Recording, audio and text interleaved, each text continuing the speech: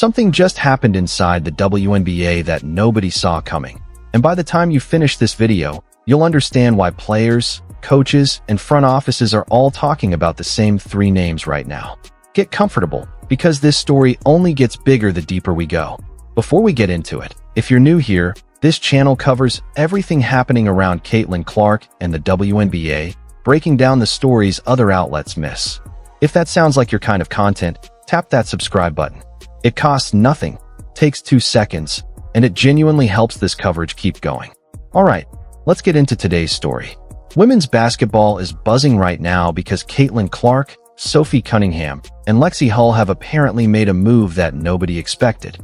This wasn't a typical team hangout or a random practice day conversation. Reports suggest these three players may be sitting on something much bigger, something that could shift the entire direction of the league. We're talking about a potential turning point, not just another headline that fades in a day. So what actually happened? And why is everyone reacting like this is a genuinely big deal? Stick around, because the more you learn about this, the more it looks like a real game changer for women's basketball. Here's where it starts. On July 8, 2025, three of the most talked about names in the league were reportedly seen together at Indiana's training facility, and it wasn't just casual conversation. People close to the situation described it as something far more deliberate, almost like a coordinated statement. Word of it spread fast through locker rooms and front offices around the league. Now think about who these three players actually are. Caitlin Clark, the #1 pick from 2024 who single-handedly brought a wave of new eyes to women's basketball. Lexi Hull, her teammate in Indiana. And Sophie Cunningham, the seasoned veteran who built her name with the Phoenix Mercury before landing with the Fever. Three completely different career stages, three completely different paths into professional basketball, yet somehow they ended up in the same room with what looks like a shared purpose. And the timing could not be more important. The WNBA right now is riding a wave it has never seen before. Bigger TV numbers, bigger sponsorship deals, packed arenas, and attention pouring in from outside the country. But behind all that shine, players have been quietly raising the same concerns for years. Hey, job security, grueling travel schedules, working conditions that haven't kept up with the league's growth. Clark brings visibility nobody else in the league can match. Cunningham brings the credibility of someone who has lived through the league's toughest years. And Hull represents the next wave of players who will inherit whatever system gets built from here. Put those three pieces together, and you get something that could genuinely shake things up. Better protections, stronger pay structures, safer working conditions, maybe even a brand new program built to support players from their rookie season all the way through retirement. Whatever the exact plan turns out to be, one thing is clear. The timing is not an accident. What makes this alliance stand out is that it crosses generations. A young star, a rising player, and a battle-tested veteran, all standing together. That kind of unity doesn't happen by chance, and it sends a message that these athletes want to be seen as more than just entertainment. They want to be treated as professionals who deserve real investment, real fairness, and real long-term security. And this is landing right as conversations about collective bargaining, media contracts, and league expansion are heating up.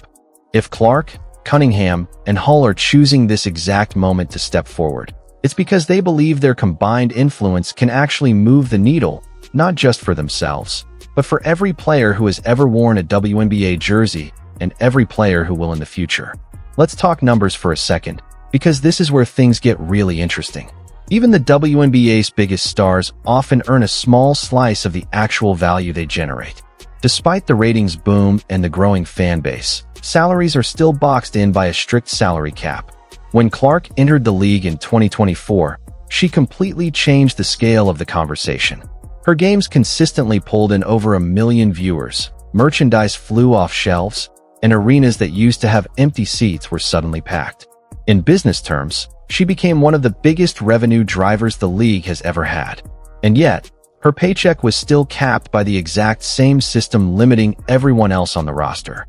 She also carries a social media following that rivals athletes in some of the biggest men's leagues in the world, giving her a kind of reach that women's basketball has rarely seen. Now pair that reach with Cunningham's veteran voice and Hull's rising profile, and you've got a group capable of pushing back against a system a lot of people feel no longer matches the league's actual worth. This isn't just about 3 players trying to improve their own situation. It could mean better pay, safer travel, stronger protections for every single player, from established veterans to rookies fighting just to make a roster.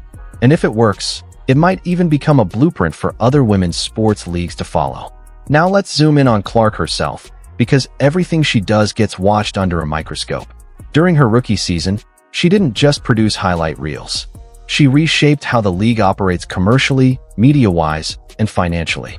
But insiders now believe she's looking past personal stats and endorsement checks. Her reported meetings with Cunningham and Hull suggest she's thinking bigger than her own career. She has a rare mix of on-court dominance and mainstream media pull, and it seems like she understands that kind of platform comes with responsibility. The issues on the table aren't new. Limited pay, brutal travel schedules, shaky job security, and almost nothing in place to help players after their careers wrap up. Clark stepping into a player-led push like this suggests she sees her own success as a door for others to walk through, not a finish line just for her. Then there's Cunningham, who brings a completely different kind of weight to this. She's lived through nearly every rough patch the league has thrown at players: small paychecks, exhausting schedules, physical wear and tear, and the constant pressure to play overseas just to make ends meet. She helped carry the league to where it is today, while working under rules that a lot of players openly call outdated, all while getting a fraction of the spotlight today's stars enjoy. Her history of speaking her mind, combined with real international playing experience, makes her the kind of advocate who pushes for practical change instead of empty talk.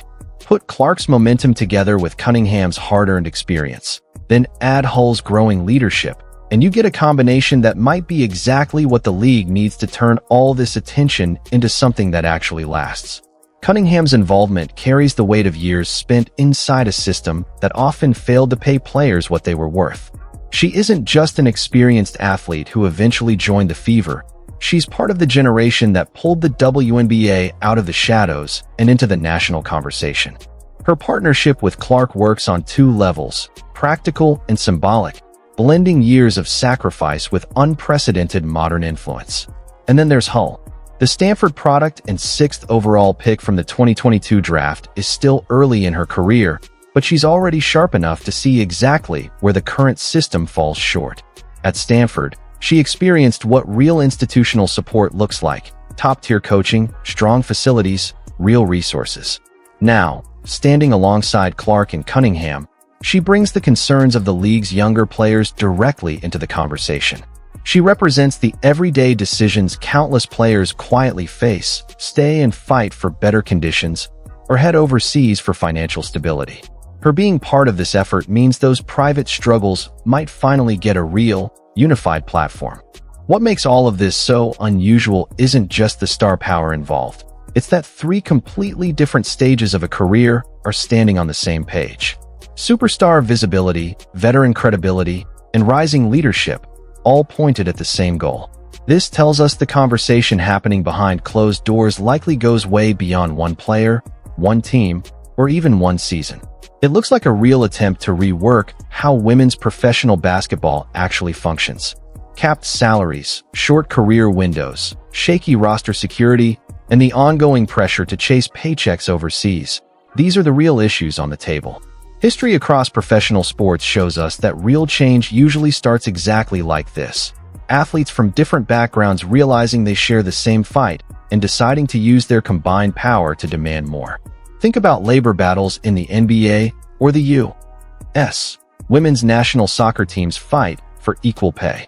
Solidarity has always been the spark behind meaningful reform. And with the WNBA now pulling in record viewership, ticket sales, and merchandise numbers, players may finally have the leverage to force a serious conversation about their true value.